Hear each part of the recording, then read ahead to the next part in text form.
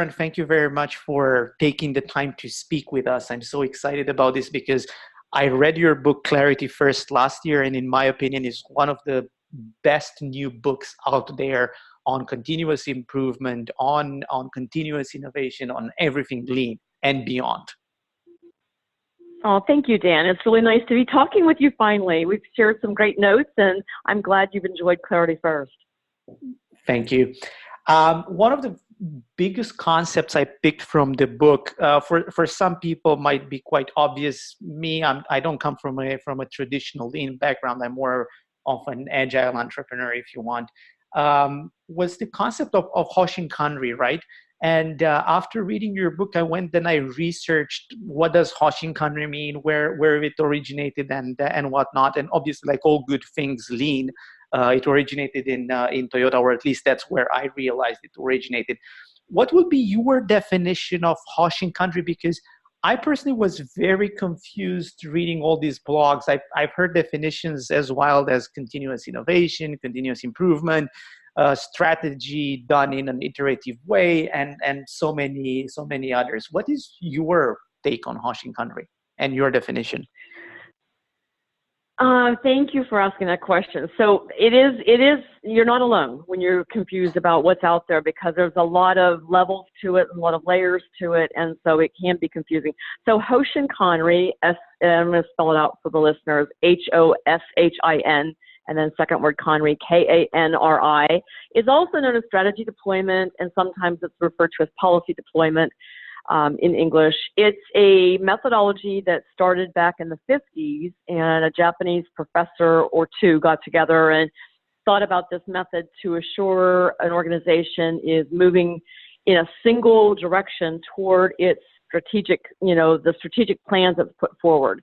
And it's a focusing and a, kind of corralling all the resources to be moving in that one direction toward what we call true north in lean. And so Hoshin Kanri can be applied, at an organizational level, which is where we spend most of our time, is at the organizational level, or it can be done at a division level or a department level, or in a very micro way, it can even be done at a work team level. So it's looking ahead to, whatever goals you want to achieve in a certain time period, and then prioritizing the work, defining the work you have to do, and then prioritizing it so that you're able to get that work done and move yourself forward. Otherwise, what happens is there's a lot of distraction that comes in, and people will start kind of spinning out and doing other projects, or commonly organizations have too many projects in the top priority category, and none of them get done well. So it's a disciplined way to look at achieving strategy. Now there are definitely some minefields in it, and I'm sure we'll talk about some of those typical organizational behaviors that make it not as effective as it could be. Got it. I always keep saying to the companies I work with and the leaders I'm working with that it's better to take 1,000 steps in one direction than one step in 1,000 directions. So I think that Hoshin exactly, that's good. Fits with this, and of course it's for innovation in particular is very important, because what I've realized is that most companies get distracted by the latest shiniest thing out there, drones, blockchain, AI. They want to do them all. I'm not saying that they can't, but I'm just saying let's just focus, realize if one of them is for us, for what our ambitions are, and then let's just double down on that particular one and forget everything that's left and right. But that's another world, I would say. I keep saying to people, don't behave like kids in the candy store, right? You want this and that, just go in with the plan, pick what you want, and then go to the checkout and move forward. So Hoshin Kanri will probably help with that. It's good advice, very good advice. So I guess you applied it, and again, reading your book and knowing what you're writing about on your blog and on social media, you've applied Hoshin Kanri in many contexts, right? The examples in the book are as diverse as healthcare and banking. I think you have there in the book. I think the healthcare ones were probably the most interesting for me. what are the biggest mistakes you've seen companies do when trying to apply Hoshin Kanri? What are the biggest pitfalls, and also what are the ways to avoid those pitfalls? Yeah, so one of the things I think it's important for everyone to kind of take a step back and consider is that Hoshin Kanri did originate in Toyota. That's where they really, got it well tuned and refined it and all of that. But Toyota's not like most organizations. So Toyota already has always had a very strong foundation in process design and process management, a very strong orientation toward innovation. Their operations have, pretty much always been very well oiled. And so they've always operated at a pretty high level. They were formed that way. They were, from the beginning days of Toyota, as it evolved from the loom company to the car manufacturer, they already brought over all of these wonderful business characteristics and ways of operating that they had, they'd refined in the looming world. And so, with most of our clients, and yours as well, I would assume, aren't there yet. So Hoshin Kanri is supposed to be very aspirational and moving an organization toward a strategy, which is where it gets very innovative. Unfortunately, most organizations can't do what they want to do because they don't have enough foundational work in place in order to accomplish that. So we struggled for years with clients on how to bridge this gap between, lacking some foundational behaviors and practices that need to be in place in order to achieve strategy, with the need to achieve strategy and not stay still. And so what we've done now is we break the goals and the line items on the Hoshin Kanri plan into two different buckets. One is those aspirational, innovative, the things that they need to do in order to capture greater market share, enter new markets, whatever it might be. That's one camp. And then there's another group of tasks or to-dos and priorities that are foundational.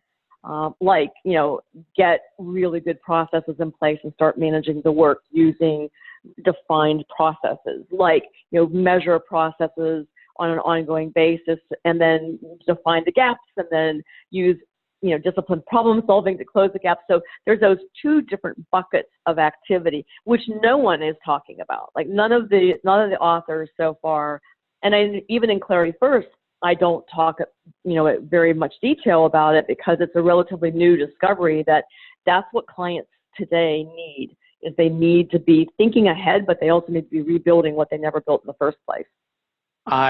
This is talking to me on a very personal level. So I've seen organizations like that. I never thought of what I was seeing in the words that you just used to describe it, but it makes a lot of sense. I'm just seeing a lot of companies. Again, my background is in innovation. I'm seeing a lot of companies wanting to go for moonshots, and they said, "Yeah, we want to do a moonshot. We want to build the next Facebook, the next Amazon." That's great. I mean, it's great to have good ambitions, right? And big ambitions. Right. But then if you ask them, all right, show me your innovation process. Show me how do you finance this idea. Show me how you manage your portfolio. Show me your innovation strategy. And they be like, no, we don't have that. It's like, you can't have a moonshot if you don't know how to build a simple product, right? First get the foundational behaviors, right? Right. And closely related to that is, do they really even have a strategy? So the word strategy, for every MBA program you go to, or every article you read about strategy, and every expert you listen to who's a strategy expert, there's a slightly different definition of what strategy actually is. And so, when we go in for Hoshin Kanri, the English translation is often strategy deployment. That assumes you have a strategy to deploy. And what we often find is when we ask a client, prospective client usually, to show us their strategy, they'll show us something that's akin to, we want to get better. Well, everybody wants to get better. We want to be the best. Well, everyone wants to be the best.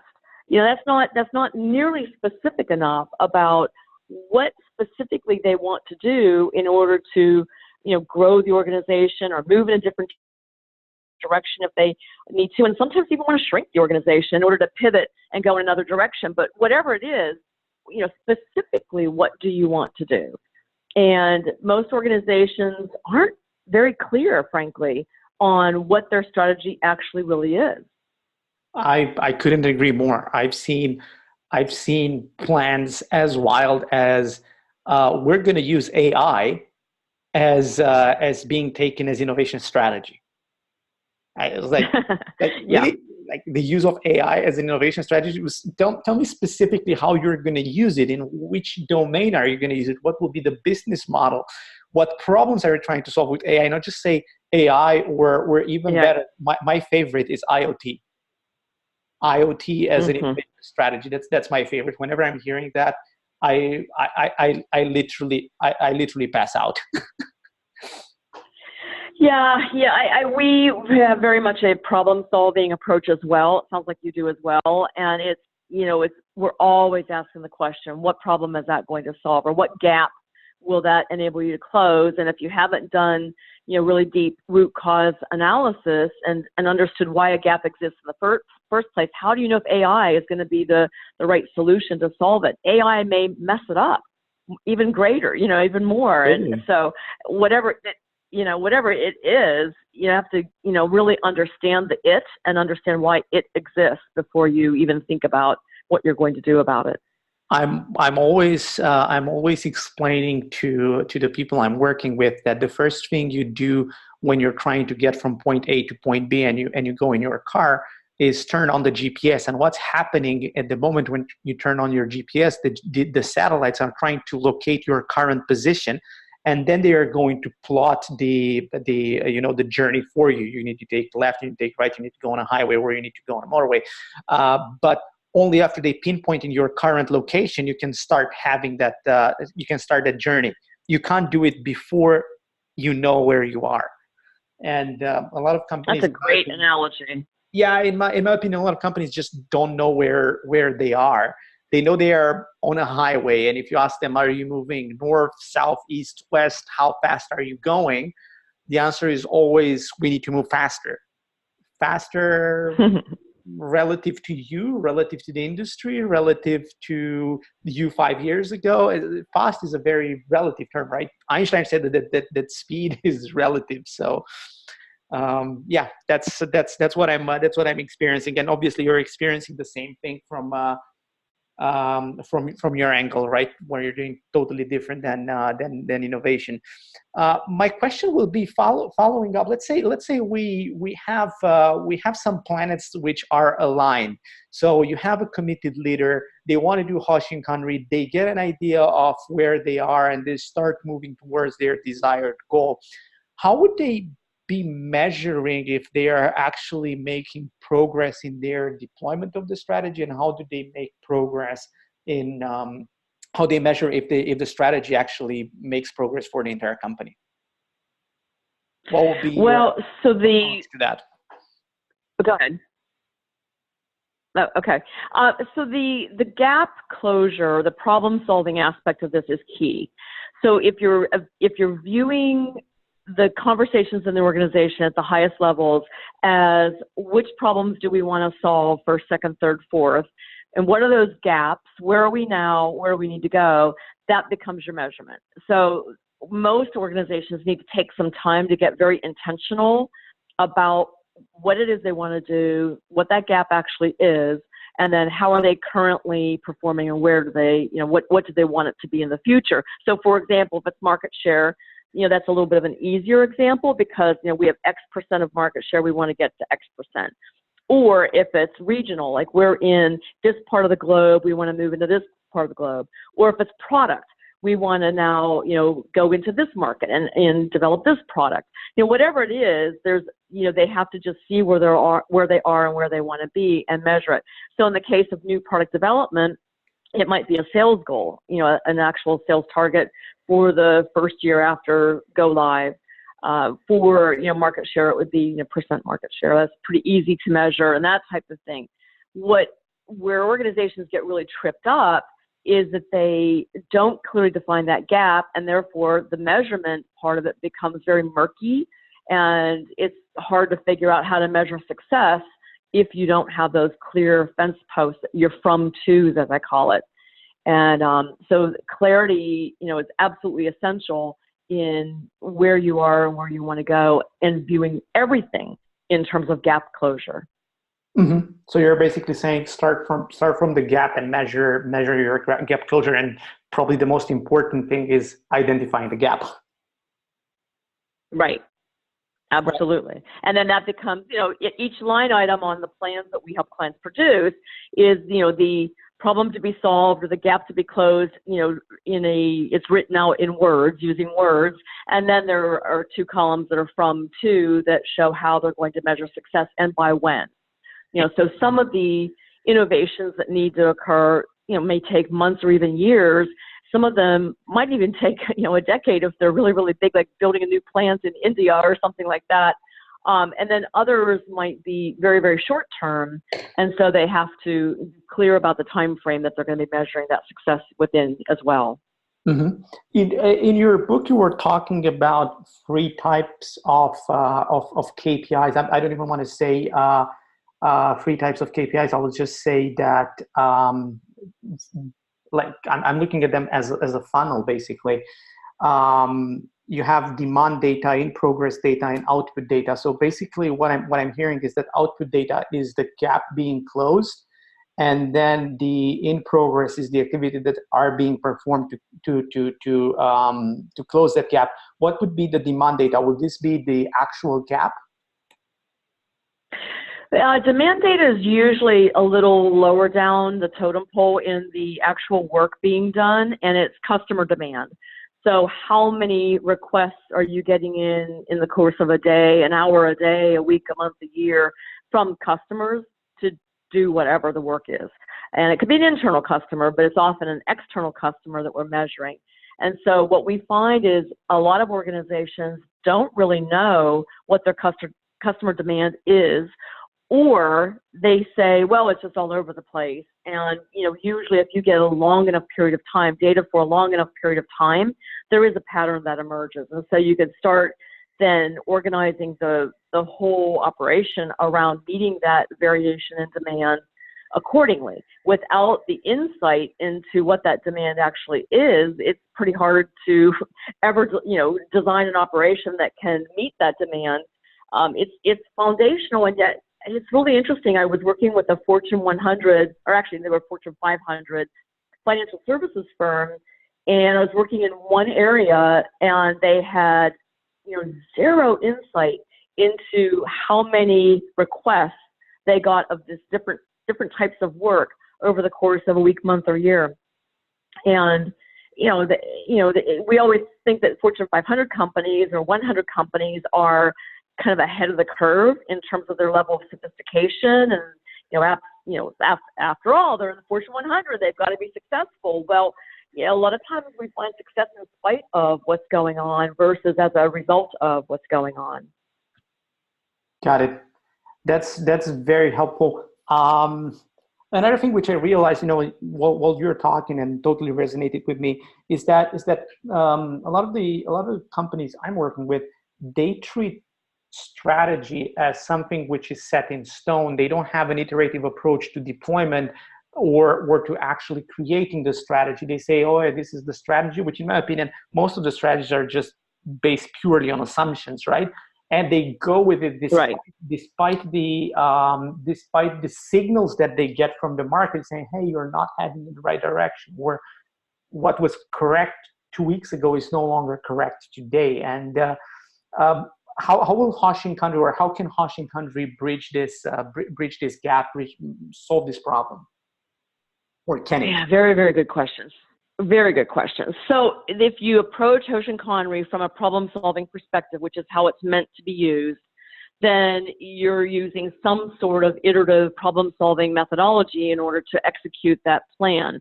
And so we often prefer PDSA, plan, do, study, adjust, as a simple version of, a disciplined approach to problem solving. And so as you're going through, even if you decide you want to go into a new market, if, as you're saying, like if the headwinds are coming toward you and indicate that maybe that's not a wise decision for whatever reason, it'd be foolish to keep going forward. And yet you're right. Many, many organizations treat that plan as though it's in cement, and they keep moving forward in spite of the data that's warning them against something.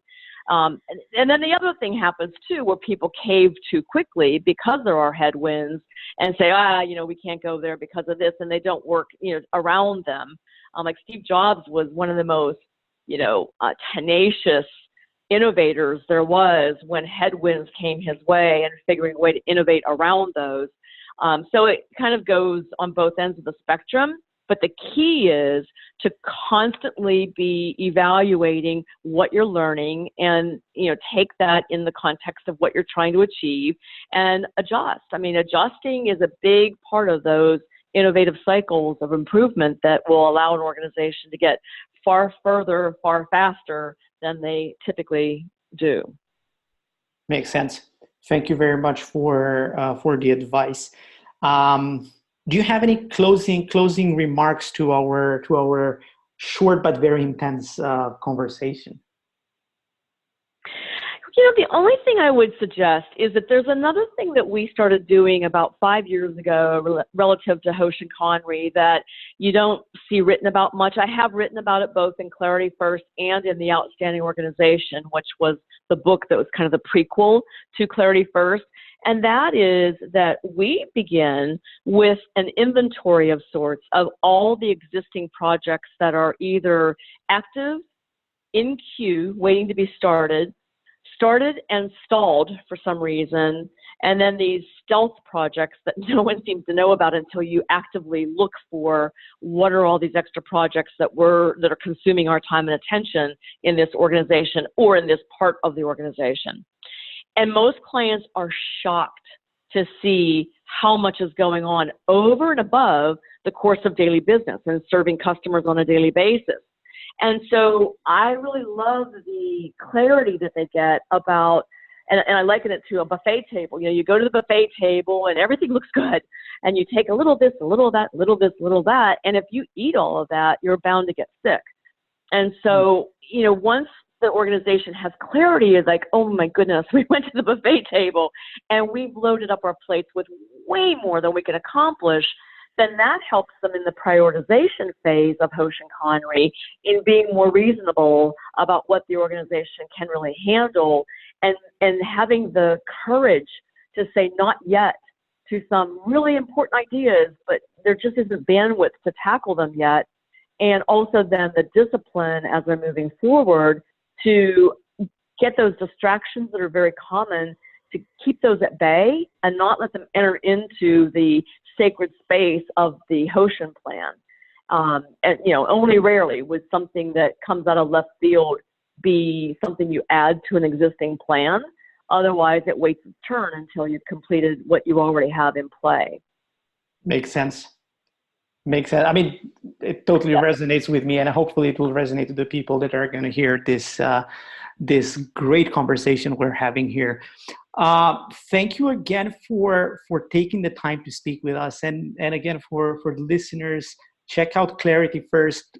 I would recommend it. For me, it was the best book I read last year. I recommend it to everybody. I did recommend to everybody last year, and I'm still recommending it. I still haven't found this book this year, a book which is better than Clarity First that I read last year. So thank you very much, Karen, for taking the time.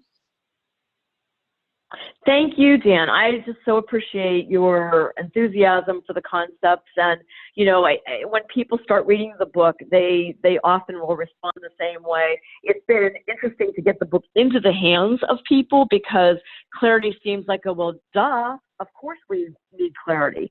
And until they open the book and start seeing the myriad ways in which people don't operate with clarity, and then realize that there really is a crisis here. We're having a clarity crisis or lack of clarity crisis.